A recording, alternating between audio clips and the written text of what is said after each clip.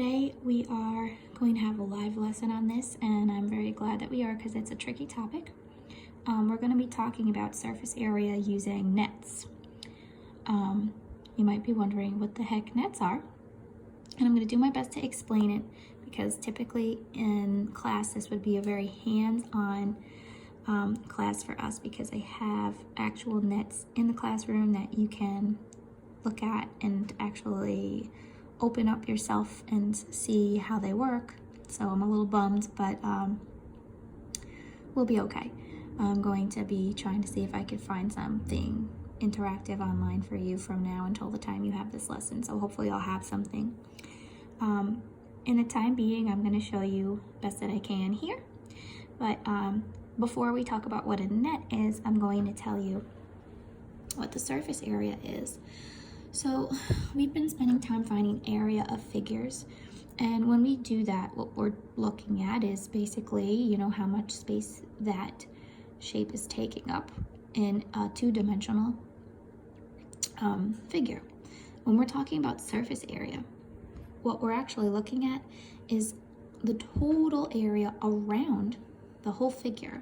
So what you want to think about, the difference would be the area of a surface area would be of something like a box that you're wrapping for Christmas or for a birthday. If you need to know how much paper you need to use to wrap a present, what you're looking at is the surface area. You're looking at the area of all of the surfaces of a figure. So naturally, when we do this lesson, what we're talking about are three-dimensional figures. Okay, we're not talking about two-dimensional figures anymore. So, the surface area of a three-dimensional figure is the sum of the areas of its faces. So, when we talk about, when I said surfaces, in this lesson, what we're going to call them are faces. A net can be helpful when you find the surface area. So, before we do anything else, I'm going to tell you what a net is. A net is basically when you take a three-dimensional object and you imagine that you're opening it up and unwrapping it onto itself. So what I want you guys to think of is when you have a cardboard box or any kind of a box. It could be a cereal box. It could be a box that you got from the store of snacks or something. When you open that box up, and I mean we cut open the tape that was holding it all together and we unfold it, what you get eventually is a flat surface. That is a perfect example of a net. It's basically the figure, so to speak, unfolded. Okay? So, I don't know if I have any boxes that I can unfold. I'm going to check in my recycle bin and see if I have something to show you. But a net is what I need you to just try to think of is when you take a box and you completely open it up and make it flat. And what you get as a result is all of the surfaces of the three-dimensional object, in that case a box, all of those surfaces shown in one spot. So we can use that to help us find the surface area much easier than finding the surface area when we're looking at it as a 3D object. So to start out, we're going to look at a pyramid first. And a pyramid we need to define first is a three-dimensional figure whose base is a polygon and whose other faces are triangles that meet at a point. And we identify a pyramid by its base. So you can have a rectangular pyramid, you can have a square pyramid, you can have a triangular pyramid. So the idea is whatever its base is what defines it. So let's just say we have a rectangular pyramid. Its base is going to be a rectangle, and it's going to have each side as a triangle. Okay? And that's going to be what it basically looks like.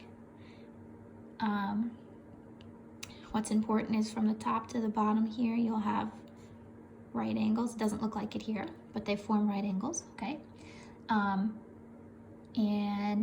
what else is important about this? Each of these sides are triangles, okay? That's the most important thing right now. So if I were to unfold this, if if I were to just like cut it and then unfold it, what I would see is the base, which is a rectangle, and then each of the sides flapped over would end up looking like this. Triangle, and then one here, triangle, trying to draw without dropping the phone, triangle. Okay, so what you have to imagine is unfolding your shape. This would be a net. So what we're going to do today is we're going to use the net to help us to solve these surface area problems so that we don't have to try to imagine what we're doing here. We actually have a visual. Sorry, I can't speak today. So when you're asked to find the surface area, it's helpful to draw yourself the net. So in this problem, it's already solved for us, but they give us the original figure.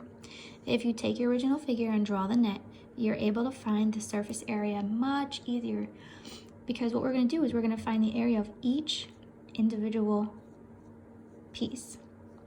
And then once we're done, we're going to add them all together. Okay?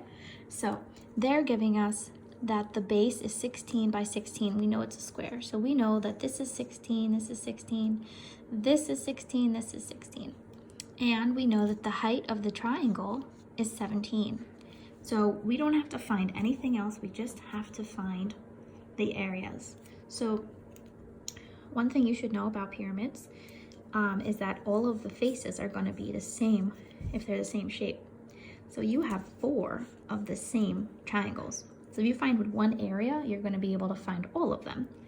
So what we really need to do is find the area of the base and the area of one of the triangles. If we know this one, we can multiply it by 4 to find all of them. So first, let's find the area of the triangle. Get that out of the way. 1/2 base times height. The base is going to be 16 because this is part of the square, right? The square is 16. So it's going to be 1/2 times 16 times the height, which is 17. 1/2 of 16 is 8. And when we do 8 times 17, when we do 8 times 17, sorry guys.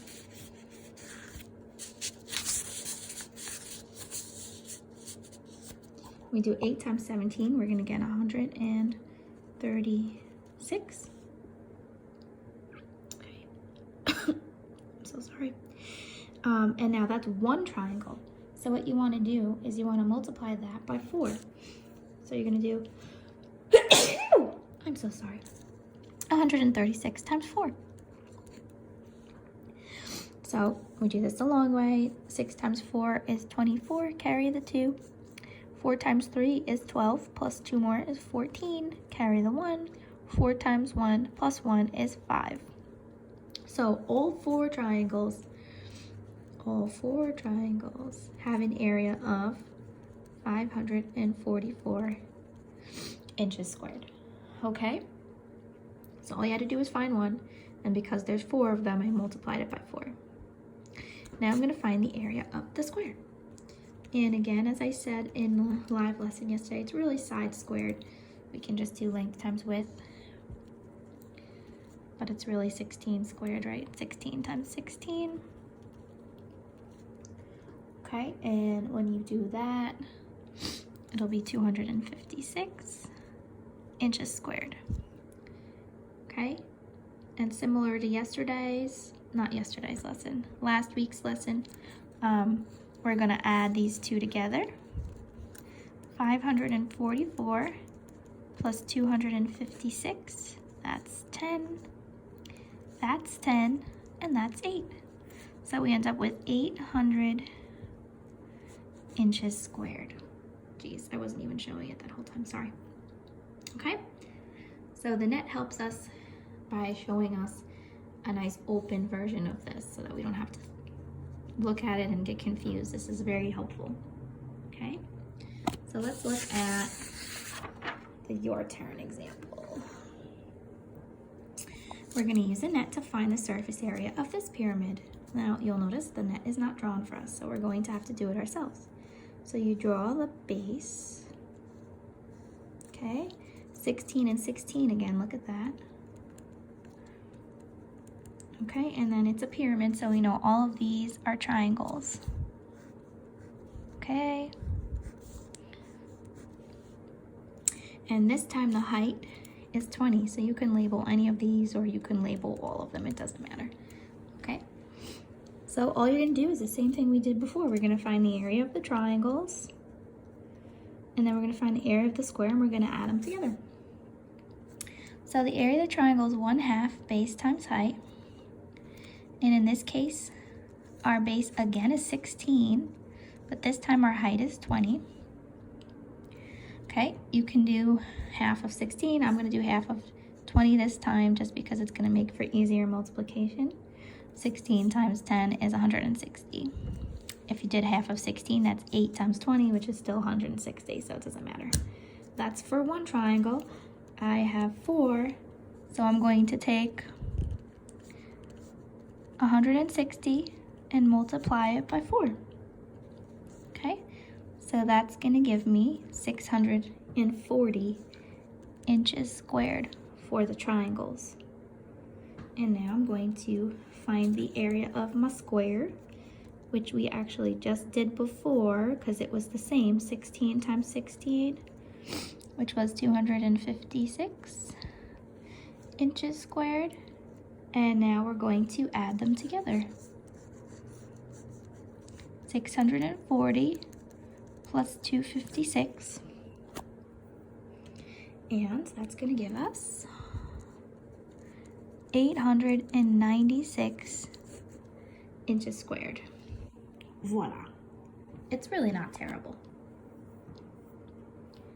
Now that being said, we are going to go to different shapes called prisms, okay?